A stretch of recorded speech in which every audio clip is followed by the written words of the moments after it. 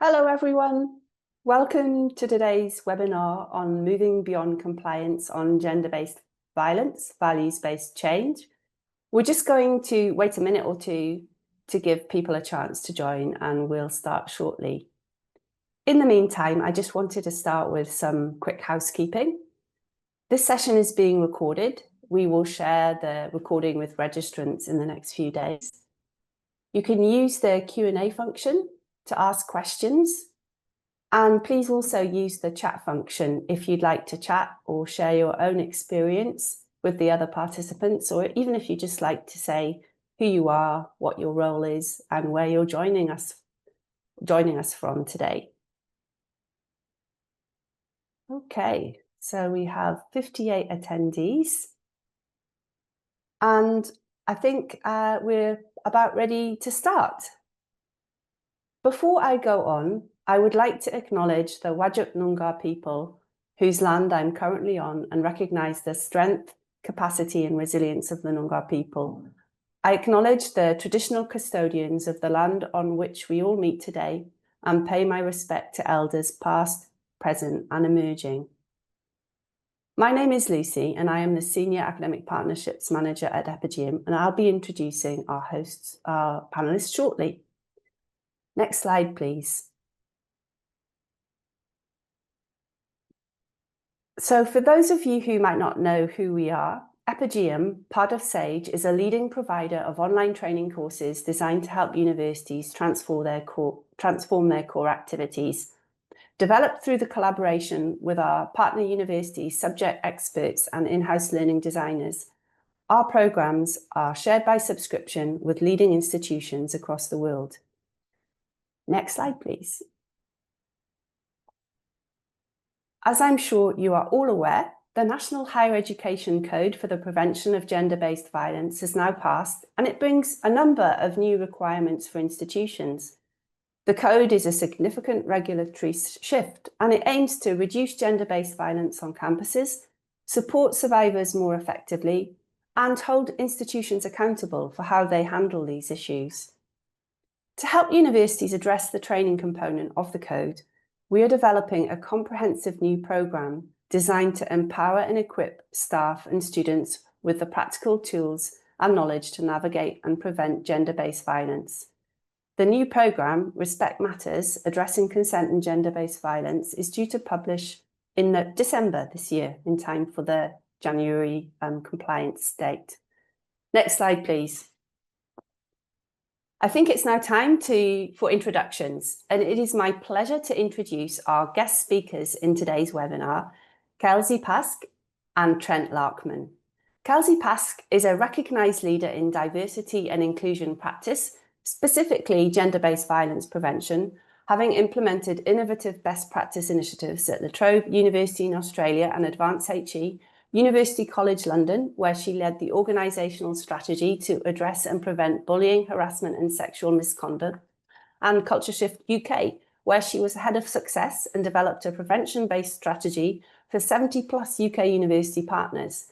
Since returning to Australia in 2021, Kelsey has worked with the Tasmanian government as a senior advisor for Our Watch, focusing on the primary prevention of gendered violence and working across state and local government, education, charities and sporting clubs. She is a research assistant for the University of New South Wales Gendered Violence Research Network, and she sits on the board of Laurel House, a sexual violence charity based in Tasmania.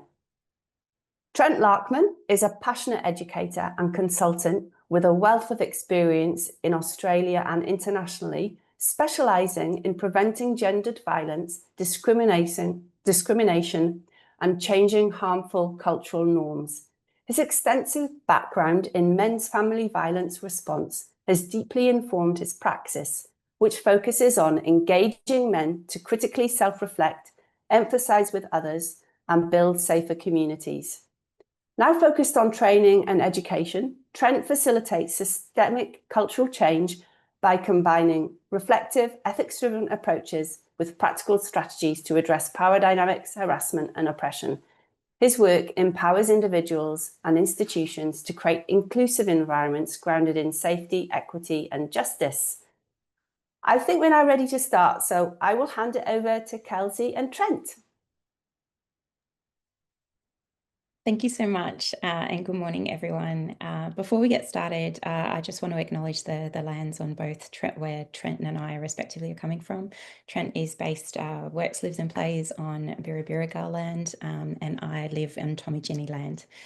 We do extend our tremendous respect to the traditional custodians on the lands on which we're all from today, and recognise the deep violence and trauma imposed by colonisation, and recognise that all of these lands always was and always will be Aboriginal land. So we want to spend today as a bit of a conversation, an informal conversation between two practitioners. So as you've just heard from our bios, we've got a variety of different kind of lenses that we bring to this work and different experiences. And we really want to focus on kind of the practical and kind of honest reflections that we've had across both of our work histories and experiences. We understand a compliance-based approach to be more reactive and centered in response-centered processes only. So what we're going to be spending some time talking about is how we also engage in response, recognizing that we haven't necessarily got it right there, but how we move beyond just reactive and response-based approaches to work through that lens across the prevention spectrum and engage in values-led a cultural and organisational change. We also just want to recognise the significant work that has come before us, particularly of students, staff and people with lived experience that have advocated for the tremendous change that we're seeing across the sector now, and to have led to the National Code, but also the establishment of the Student Ombudsman. So with that in mind, Trent, do you want to tell us a little bit more about what brings you to this work and what has informed your practice? Yeah, beautiful. Thank you, Kelsey. It's an honor to be here with everyone today. Um, Look, I mean, we just had both our beautiful bios read out, so I don't want to repeat that too much. I think for me, when I think about what's brought me to this work and why I'm so passionate about it today, a few things really stand out as it relates to what we're going to talk about today. The first thing I think that I would go back to is even in my early 20s, thinking really critically around the roles that police and prisons and community safety and what that meant in my very early years. I think that was quite foundational and gave me some kind of critical thinking skills around how do we actually create safety? What is community? And how does criminalization impact that? And I think there is obviously a little bit of a link there to broader societal change, as well as at an organizational and individual level.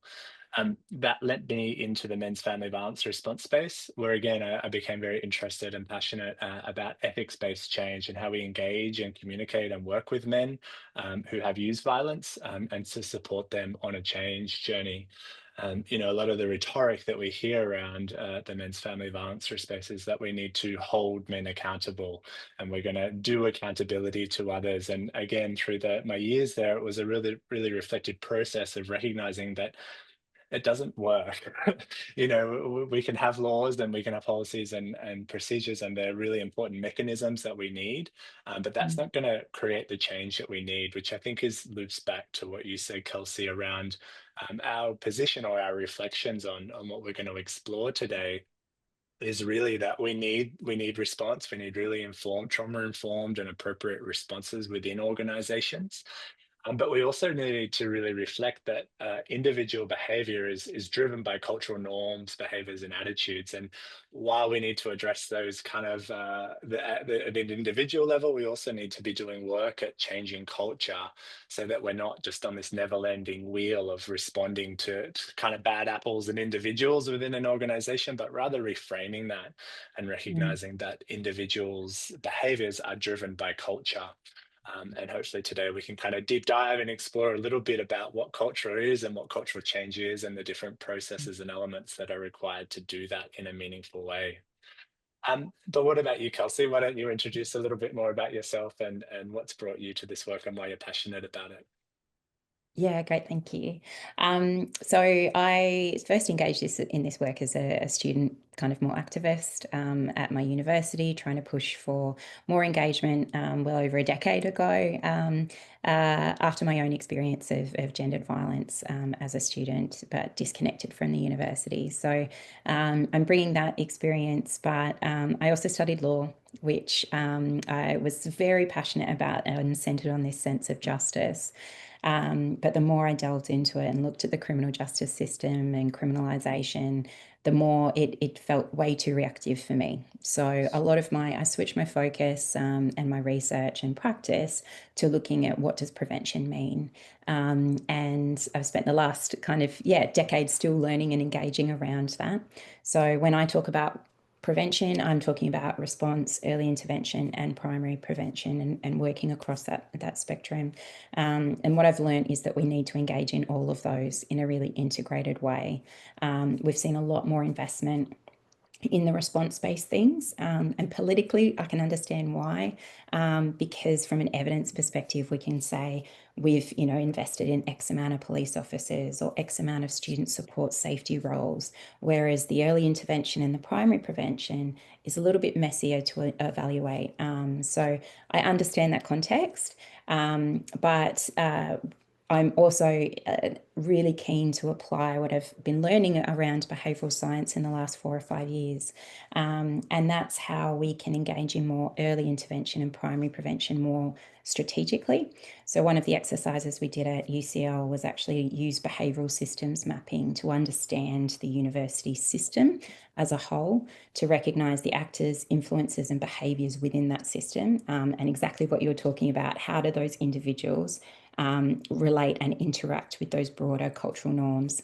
And I think that's where I've learnt a lot from the primary prevention models, and have come up with kind of new ways of designing interventions to be really effective. And effectiveness is really key, particularly in this time where universities are and colleges have been stripped of resources, but have these huge expectations around how to create more safe and respectful environments. So what I've learned is from a values-led perspective, is that we're not necessarily marrying those things, ideas up in practice. We've drafted the policies, we have some training programs, but we're not living and implementing those values through the whole system.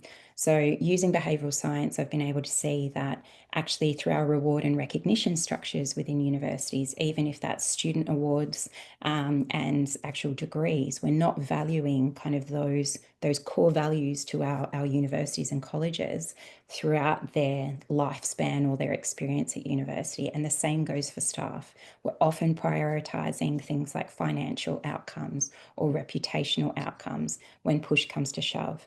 So there's a huge opportunity from the prevention spectrum for universities to really harness that implementation.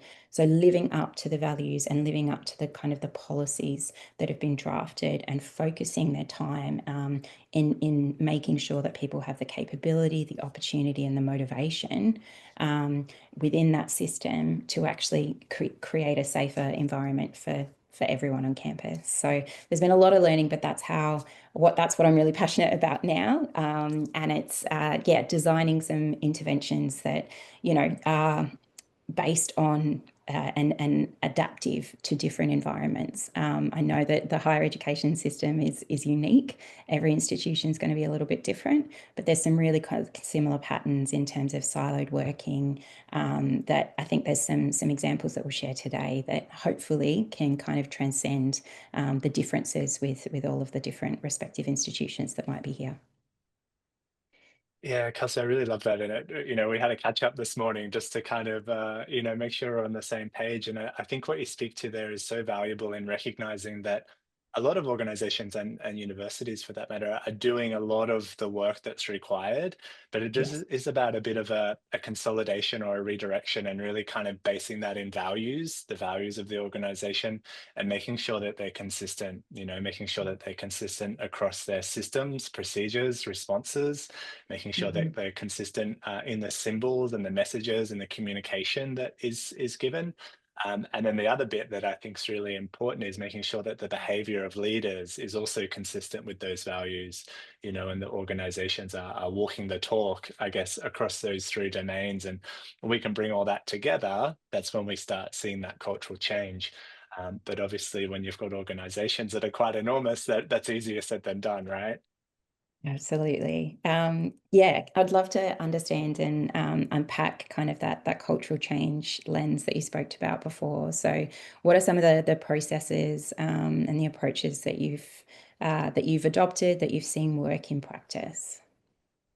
Yeah, I think, when I think about that question, I think about what hasn't worked as well, right? Like some of the mistakes that I've seen when I've engaged with different workplaces and businesses. And to that last point, the behaviors piece and the messages that are sent, particularly by leadership and management, I think are incredibly powerful. Often I'll go into an organization. I should add that I predominantly develop and deliver training packages to all levels of an organization, and so that's usually what I'm engaged by to come and deliver.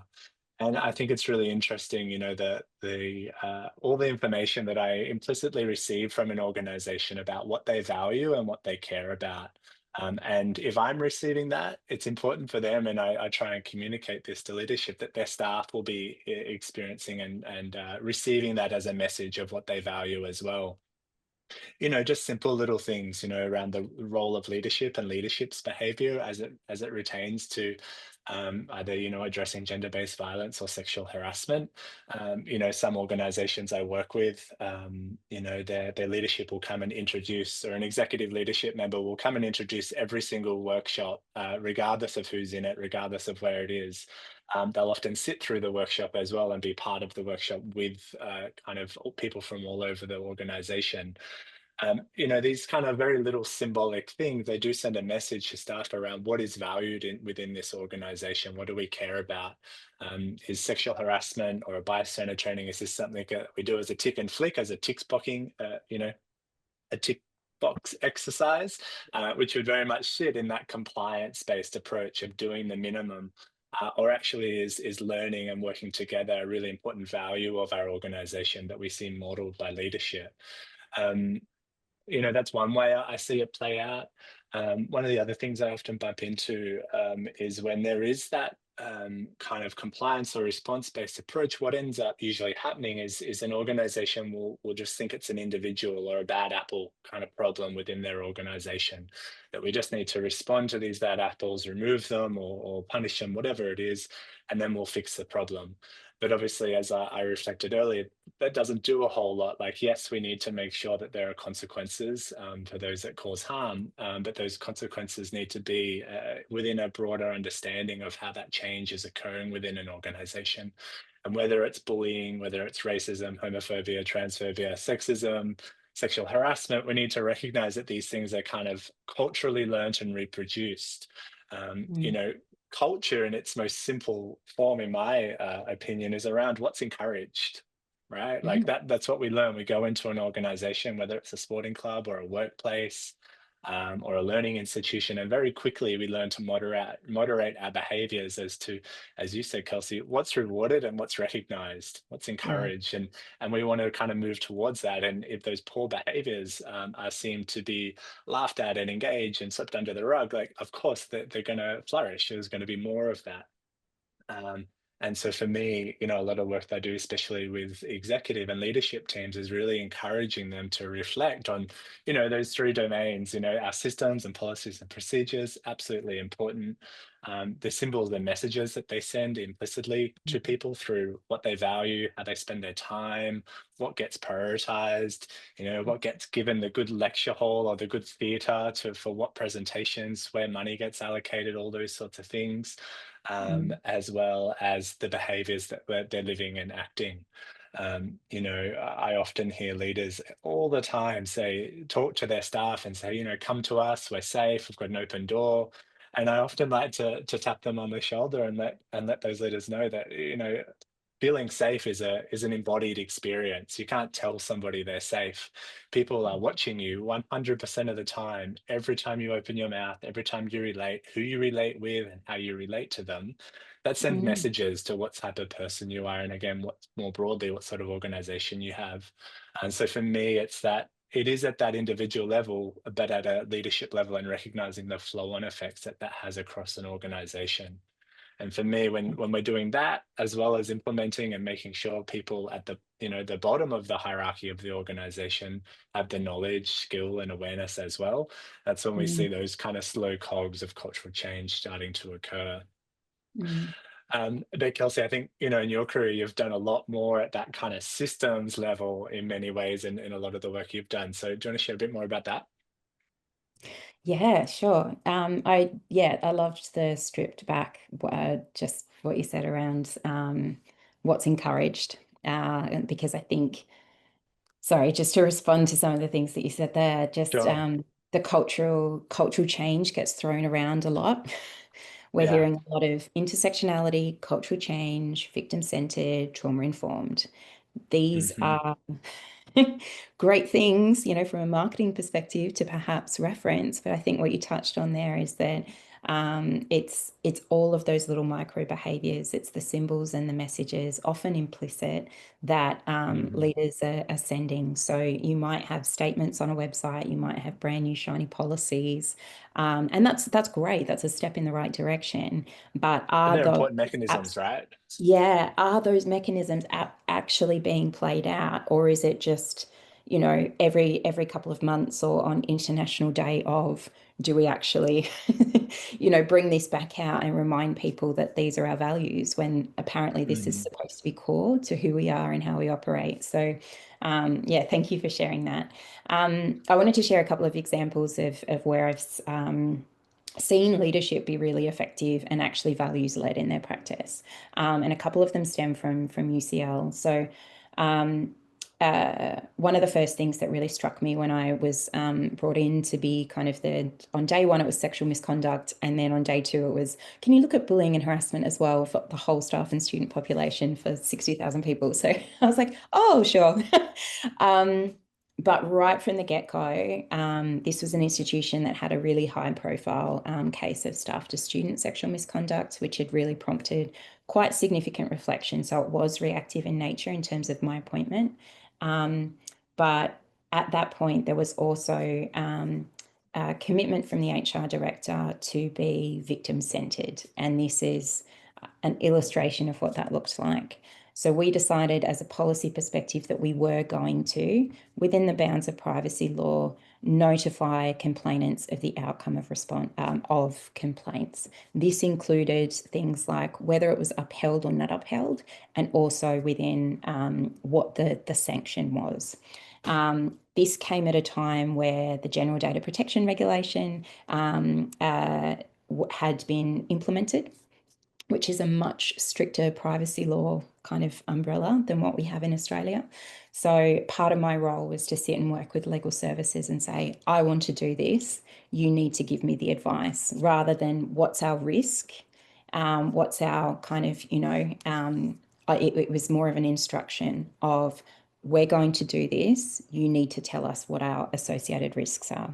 Now, this played out, and the university was actually sued with respect to notifying a complainant of the outcome of a decision, but that case did not stand up. So it actually went through. The organisation took that approach and said, actually, no, it's really important when we're asking people to relive and share pretty challenging or traumatic experiences with us, that they actually find out what happens as a result. So to me, this was a huge signal that actually, when we're talking about being victim-centered, when we're talking about being trauma-informed in particular, this was a clear example of leadership. So we then adopted, we're in the process of policy change as well, in the course of that case playing out. So we were as explicit in our policies and procedures as we could be. There was a lot of pushback and resistance with particularly with our staff unions, more so than our students. But that has led to quite significant practice change. The other one was that at the time that I joined the university, the equality, diversity and inclusion team that was centred usually in HR had been brought out of HR and now sat directly in the provost's office. So this meant that it was a huge signal to the organisation that EDI work was no longer something that was buried in a division, which it often is. And then as a result treated as an add-on, as a last minute, oh, this is a good thing to do. It was now part of the strategic priority for the organisation. So as a result, that focus expanded from staff to students. We also, so my role reported into the senior management team every quarter. There was no other portfolio that reported so frequently other than finance. So to me, that was a huge signal into the organisation that actually this is really significant. We also had things like EDI being included in planning rounds. Now, this sounded like a bit of a boring administrative thing to me at the time, but it meant that every team and department across the institution had to consider the impact of what they were going to do with respect to equality, diversity and inclusion throughout the course of the year in order to get funding. So they could not have a budget unless they were thinking about EDI. That is a tremendous signal and step in the right direction. So that, to me, those processes were really kind of, this is not, we've failed from a response perspective. We've had this high profile case splashed across the Guardian. It's not working. We need to change radically how we're thinking and operating. But it was also, that was an institution that was prepared to assume the risk. This was ongoing while we prohibited staff-student relationships, which was the first of its kind at the university. And all of these were while we had a really engaged cohort of senior leaders. So within that, the signalling and moving of that EDI team to a more strategic position in the university meant that we could also enhance our learning and development opportunities. We could think about making sure that we were training all of our staff and students that had responsibilities under these processes, making sure that they actually had they were equipped. They knew of the policy changes that were coming. They knew of what their specific role meant under those policies. So if you're a line manager, if you're a senior role that could be tasked with leading investigations, what does that mean for you? Rather than here's a new policy, you have obligations, tick the box to say that you've read it, which I understand, and resource comes into this. So I do appreciate that is a constraint for institutions, but there is a significant opportunity, I think, to pull back within each institution and go, okay, what do we have in place? Often it is about strengthening and thinking about what have we got in place, where are there gaps and opportunities, how might we be able to take something and expand it. So, taking some of the programs that were only being delivered to staff and expanding them to students as a result of that shift with the EDI team meant that we could look at kind of the whole progression of student life to potentially academic to senior leader.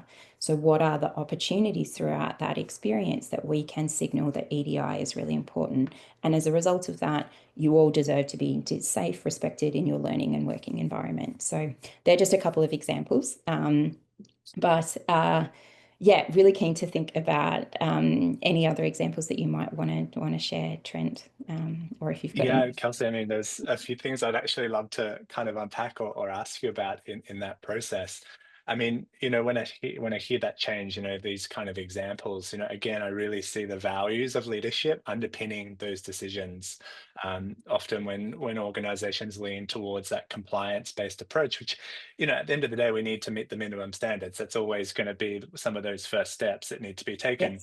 Yes. But, even when I think about the Australian Human Rights Commission and how they support organisations to embed positive duty law changes, they say be innovative, be creative, Yes. explore this. Like, this is just how to take a few of the steps, and what you do with it, the sky's the limit. And I think that's really the opportunity for organisations.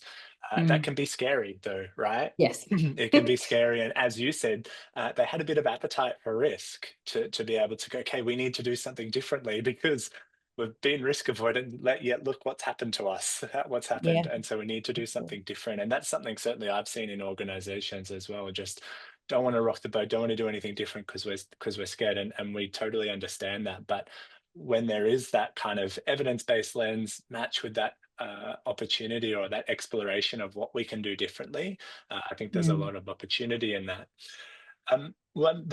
So that was the reflection, but the question I wanted to ask you, and we didn't prepare this one, so I hope I'm not throwing you a Okay. curveball. You did mention bumping into a bit of pushback and a bit of resistance in that process and journey.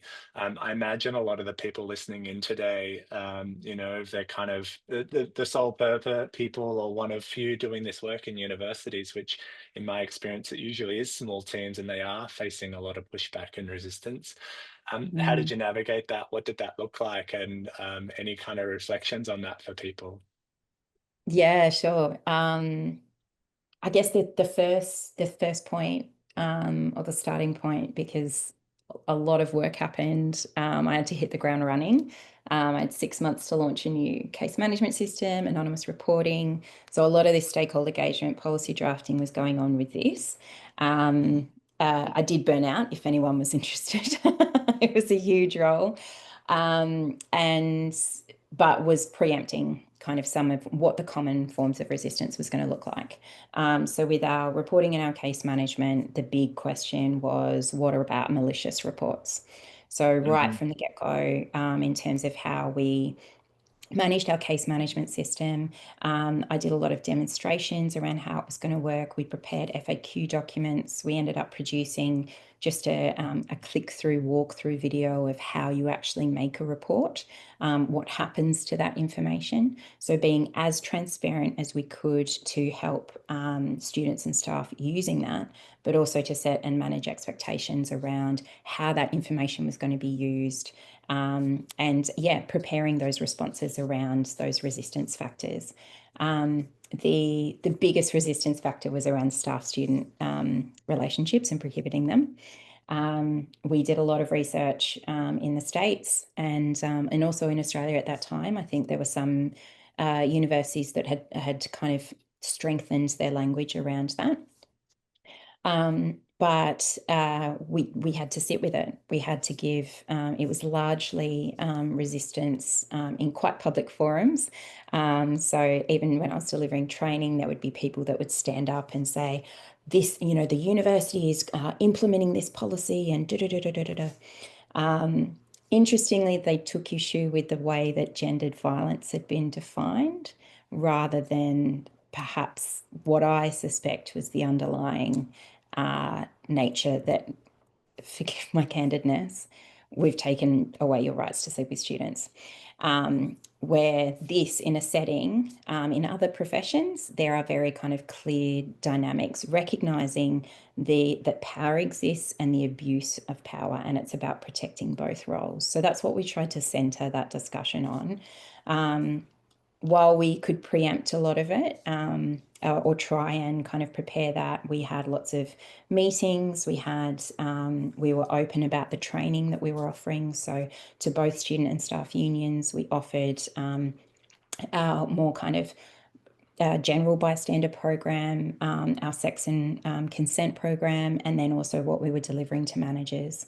But we also spent those 6 months leading up to the launch of the case management system in really rapidly rolling out those programs as widely as we could. So we trained every dean, head of department, and operations manager across the 77 departments in our leadership program and said, you need to do this. And that was another signal from the top. The provost said, you have to participate in this program before we go live.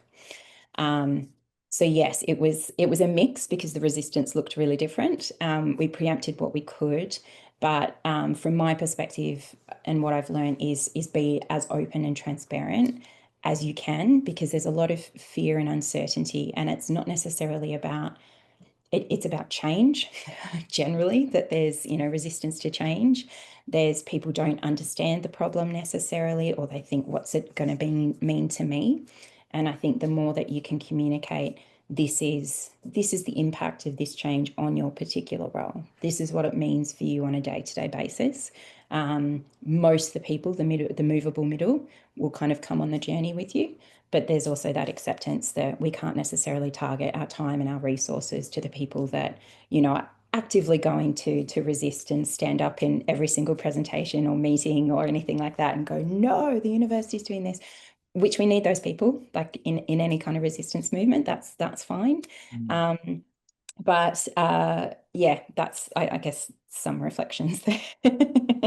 Yeah, no, it's beautiful. I mean, I think a lot about, especially from my background in working with men who are using family violence, like resistance is quite a natural thing for all of us. We all cause harm, we've all made mistakes, and usually we're all a little resistant. We'll justify, we'll kind of deflect wherever possible. And then when I think about this kind of specific gender-based violence prevention within organizations, not only are we trying to implement cultural change in an organization, like that's one thing, but we have another added layer of we're really challenging some of the most deep, long-seated beliefs that people have around gender, right? And Yeah. how they relate to others, how they express their own gender identity, and how they relate to others. And so we have that kind of added complexity on this change process, that not only is it cultural change, it's really challenging individuals' very deep-seated beliefs. I think the thing that I loved what you were sharing there is around preempting resistance. Like there is always going to be resistance. And I see a lot of people both at a kind of a bystander interpersonal level, but also at organizational levels, kind of bumping into the resistance and being shocked and upset that there's a resistance. But I think there's a real key there in what you've just shared around acknowledging that resistance is present. So let's work around it. Let's prepare for it. Let's maybe change and tailor how we communicate this so that we know what's going to come. So how can that inform how we deliver these messages and this change? And I think that's a real key. Certainly in all of my work, it's something I'm astutely aware of, especially in my work with men. Is I Mm, know what's going to come up, so yeah. how do I from the get-go really shift my messaging and how I communicate and what I'm delivering so that I counter it before it even gets has a moment to flare up. And I think that's a real insight for people in the session today. Yeah. Do you mind if I follow up and ask, I guess, is there anything that you'd like to touch on with that point of resistance in mind from what you've learnt with your work with men and family violence? Because Yeah. engaging men and boys is all we hear in terms of what we need to do. But to hold them accountable. Do you want Mhm. to just share any reflections there? Yeah, I mean, and this is where I think again there's so many beautiful kind of dovetailing between kind of individual kind of change processes using values and ethics as their kind of driving foundation, as well as organizations. I don't think telling someone they're no good, punishing them and excluding them creates any change at an individual kind of personal reflection level or at a kind of more structural community level. Um, Mm, Even in my bystander work or training that I deliver, I really encourage people to ask questions, be curious, try and unpack and explore why has someone said or used language the way that they have. mm, Because we all know if you're that person who kind of tells someone off, you just become the person that they don't say that around. They don't actually moderate, they'll change their behavior, they just learn not to say it around you. And I think this is what happens at an organization and cultural level. People know what the wrong thing not is to do is, but they'll just not do that where they're going to get caught. And so that's mm, where, it becomes this unwritten rules piece. And so for me, it is really around ethical invitations, inviting people to reflect. In my workshops, I always just center them on safety and inclusion. Like mm, let's talk about stuff, but let's only bring it back to if it impacts the safety of us as a collective or a group. Um, mm, and usually that again, that's one of my ways of countering kind of being derailed by different arguments is like, what are we here talking about today? Talking about a safe, inclusive organization where guess what? Everyone wants to be a part of one of those. So yeah. how do we kind of work towards that? And so, yeah, whether it's at a kind of a group workshop level or in an individual conversation, it's seeking those invitations. I think the other thing for me that is maybe a little bit of depends on people's roles, but is really being on a bit of a parallel journey in many ways. And again, this comes from my kind of more practice days in response. But I think when we create binaries within organizations or with an individual that like I'm good and you're bad and you need to change and I'm separate from this discourse that we're in this patriarchal society and you're the bad one over there and you need fixing, it creates this Mm, oppositional dynamic and there's no engagement, there's no communication. And so I think there's a little bit of humility we need as kind of change agents within our organizations, that we stuff up, we get it wrong all the time. And that practicing of humility, that practicing of vulnerability, I think mm, particularly as men doing this work is incredibly mm, important because there's this process of role modeling the change that we're wanting to see at the same time as inviting and normalizing it for others. So I don't know if I've answered your question there. I think I kind of weaved in a few different things, but it is really this practice that we all need to be on. We can't do this change mm. to others. We need to be practicing it and living it all the time. And you know, we're all making mistakes all the time as well, and we're all learning and grappling with this together. And I think that humility can go a long way in messaging that change to others. Oh, I love that. Mm, I think that's been the most effective tool in terms of um, learning from or seeing truly remarkable leaders is that they've been open about the mistakes, and been vulnerable. And Brene Brown is a huge I love her work. And but that openness and that vulnerability is something that I think in traditional leadership styles hasn't necessarily been recognized as being powerful. And mhm, that binary that you mentioned, that I'm good, you're bad, it's like, actually, no, we're on this spectrum, we're on this journey together.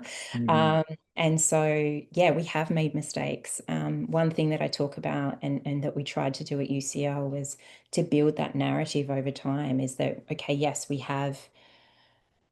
really did not manage these particular cases well, and we tried to be as open as we could about what we were doing and when you could expect to receive updates as part of the community. And here's what we've learned so far. Can you tell us, is this working? Is it not? Here are the opportunities for you to contribute. So it felt like there were absolutely things that needed to be led from by the top, but there's still, mhm. that integration with the grassroots, and kind of, we want to keep learning with you. And that's what I kind of call that impact narrative over time, is that how can we be open and willing to learn and kind of continuously improve over time. I'm conscious that we're going back and forth, which is lovely. But Yes. maybe we can kind of pause here and see if people have got any questions. Yeah, you can there is a Q&A function. You can pop questions in, but Kelsey and I can also read the chat if you want to throw chat questions in there too. And I know, Lucy, there are some prepared questions. Yeah, we had a few questions that people submitted when they registered for the webinar, so I'll start out with some of those. And one of the first questions and thanks so much for that discussion. It was really interesting and insightful. I guess one of the questions we had that's quite interesting is, what is your thinking about how to foster perpetrator engagement? Kelsey, It's Trent, who would like to take that one? You want to take that one, and then I can add if there's anything. yeah, I can kick off. You know, I think language is incredibly important. And for me, the first thing that I bump into is even in the language of that, the criminal justice system certainly use that language of perpetrator. For me, certainly at an organization or a workplace level, I really try and shift that to, person who's caused harm or person who has used violence. Again, because I think about the change making process that we need to go through. Um, and I think this is a really interesting question of how do we engage people who have caused harm? How do we communicate them? And if they are staying in our organization, how do we support them through a change process so that they don't reproduce that harm to others? But I think this is where I would zoom out a little bit and really think about that people who are causing harm uh, are receiving the same messages from your organization as others, and this idea that it's just a bad apple, we need to fix the bad apple. I don't know how far that gets us. Obviously, our organizations need to have those kind of processes and systems in place so that they can speak to them. But I think the other thing that maybe I hear when I hear questions like that is the blending of men and perpetrators and men and people who cause harm, right? Because we know when we look at our stats, for instance, workplace sexual harassment, over 3/4 of sexual harassment is perpetrated or caused by men, right? And so I think it's kind of linked, sits adjacent to how do we engage and communicate and work with men and support men to create change and be part of a safer, more inclusive workplace. But then also having appropriate consequences and processes to address harm when it's caused. Kelsey, what are your reflections on that question? I mean, I could go off in a million different rabbit holes, and I'm mindful to throw to you before I go off deep on another one. No, I think I really agree. The point about language is so key there. And I think the one thing I've learned about working in universities is that we have to remind ourselves we're not the criminal justice system. Too often, our grievance procedures, complaint processes are centered on and informed by the criminal justice system. We're not courts of law. So when we have investigations, and this is sometimes the tension where there's been a lot of people that might have come from that sector that still apply that learning within a workplace or within a university response. Yes, some of the behaviours that we could be dealing with in a university could constitute criminal behaviours, but we need to deal with them as a breach of policy. So as a university, when we're dealing with them as a breach of policy, it's a reporting person, respondent, or person who's been reported, rather than and stripping it back from this victim perpetrator language, because it does really, we know that no one wants to be identified as a perpetrator. Whether they've engaged in harm or not, that label we don't like, just as victim survivors have also, some people are happy to, there's a lot of preference around how people want to be identifiable, people with lived experience, victim survivors, but it is about recognizing that the language and the structure that we've been adopting has largely been centered on a criminal justice approach, which I'm hoping most of us can agree hasn't really, led to the change that we want to see, as you've just mentioned. So I think stripping that language back, think this is about a breach of policy. So even with how you link in with criminal justice systems, I mean, I could go on for this for a while, but I won't. Your institution has to focus on the breach of policy. There is a criminal justice process that can be referred to if that feels safe for people, or if that's required, if you're a mandatory reporter in some instances. But yes, that language, so reporting person who's been reported, let's focus on that. And then as Trent said, kind of situate this in that we all want to create a safe and inclusive environment, and having those invitations to reflect on, well, what are the challenges that, why aren't we seeing that level of psychological safety, physical safety, safety in relationships, in power structures? Why aren't we seeing this? And what is it that we can do collectively to do that? So I think, the language structure first, and then kind of how you invite people to be a part of that process. Thanks, And it's Kelsey. obviously incredibly Go ahead, Trent. contextual, depending on the type of harm that's been caused, right? There Yes. is a spectrum of this, and obviously different forms of sexual harassment and assault, are a policy breach, but making a sexist joke is also a policy breach, and also adjacent form of sexual harassment. But, and how an organization responds, I think it needs to be consistent across the organization. Yeah, absolutely. Thanks. We've got a question in the chat, and it's from Lisa Gibb. Thanks, Lisa.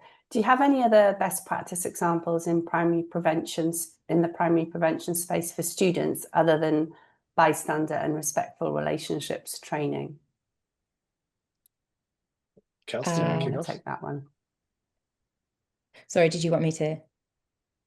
Yeah, yeah. Do you have any reflections? Yes, great question. I think that the problem is that we haven't been doing primary prevention well for young people across the board. So what we're seeing now is a demographic of people, some of which might have received a little bit of respectful relationship stuff in high schools or primary schools. And so, but we can't take the risk of necessarily knowing whether they've had that or not. So, we still need to invest in that.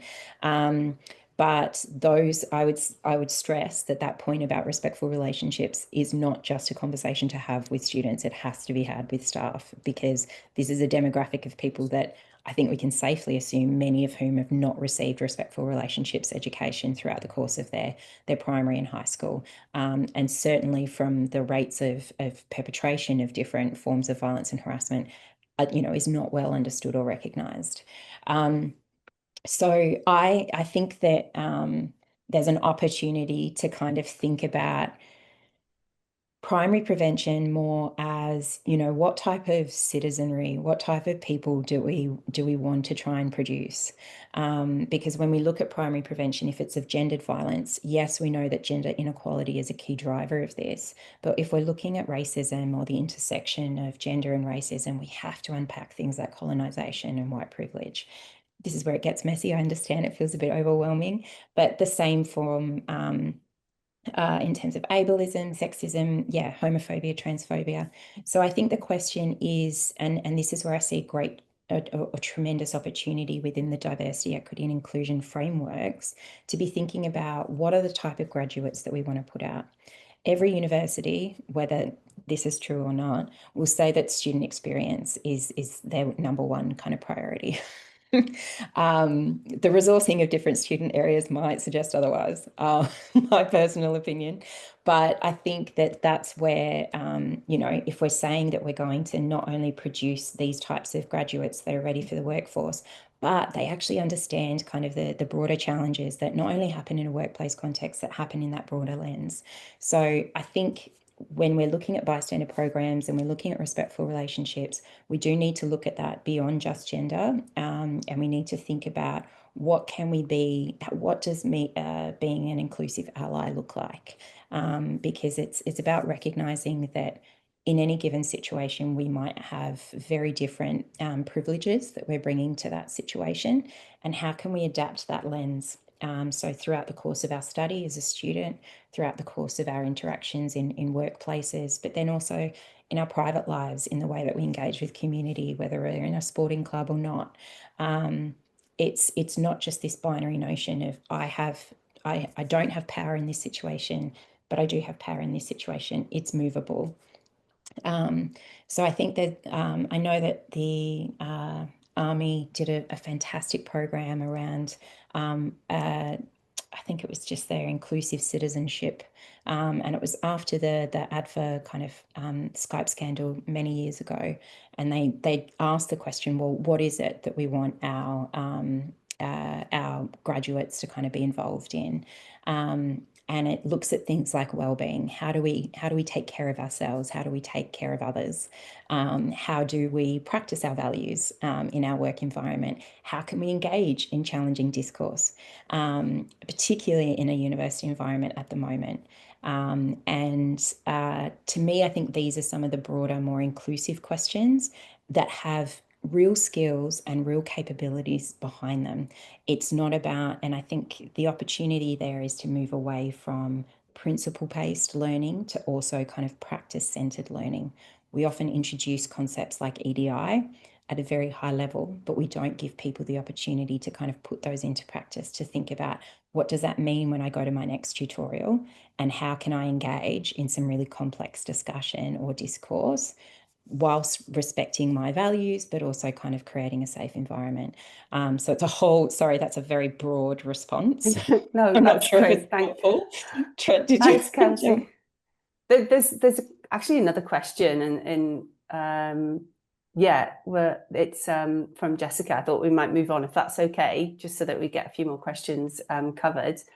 How do we take a victim-centric approach where a victim may not want action taken, but the reported action poses a risk to the safety of others and they're also obligated to take action under legislation? So yeah, this is a bit of a tricky one.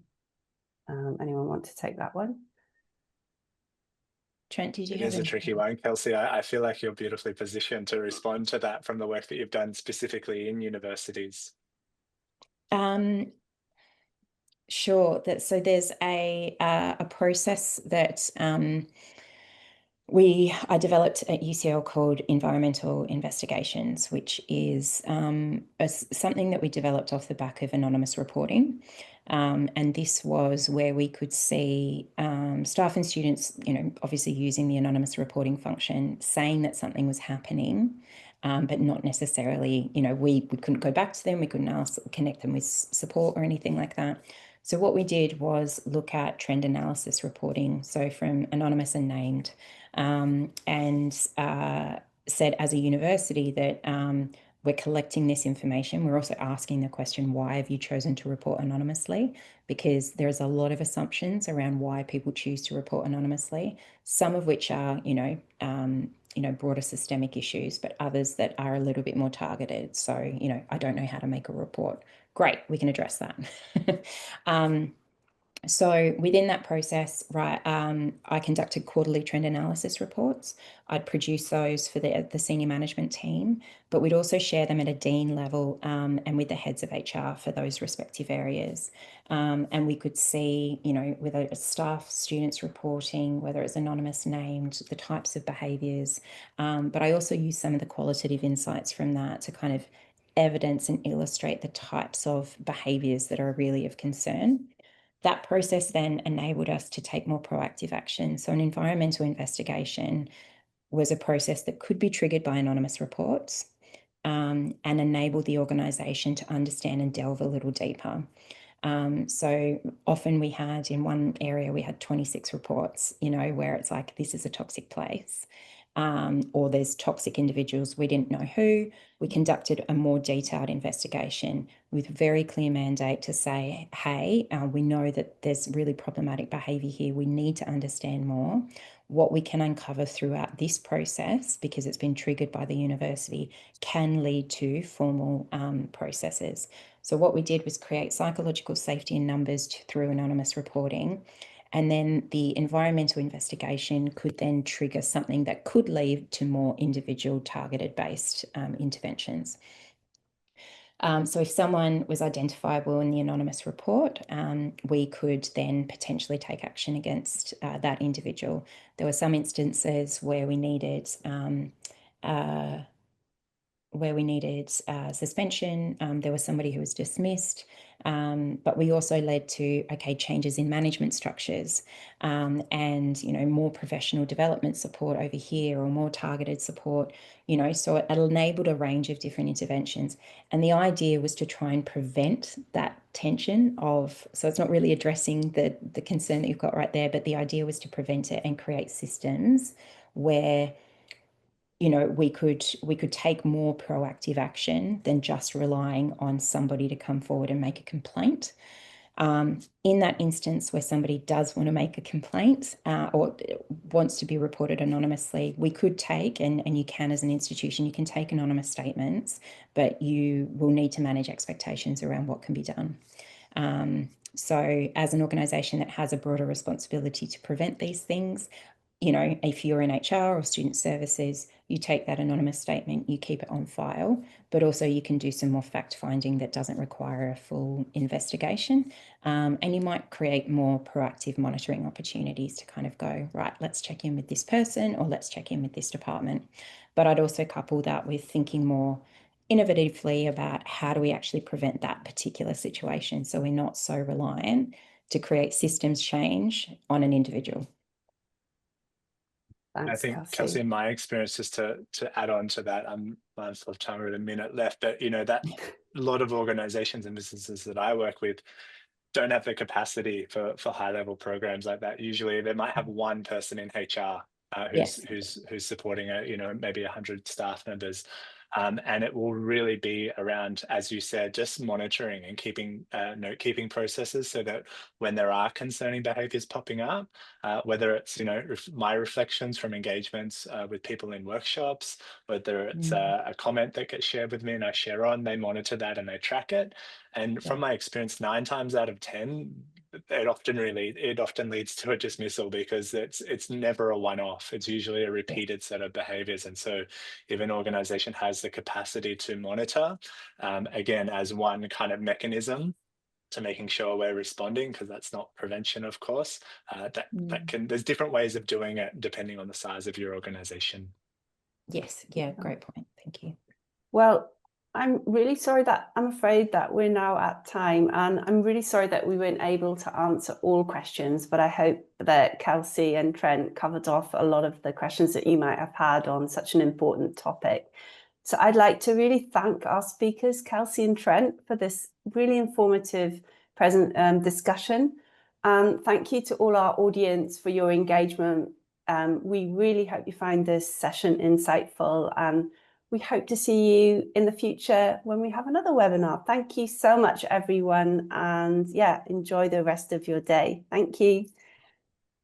Thanks, everyone. Thanks, everybody. Thanks, Kelsey. Thanks, Lucy. Thanks, And all the Trent. back end team from Yes, Sage and at the everyone. team.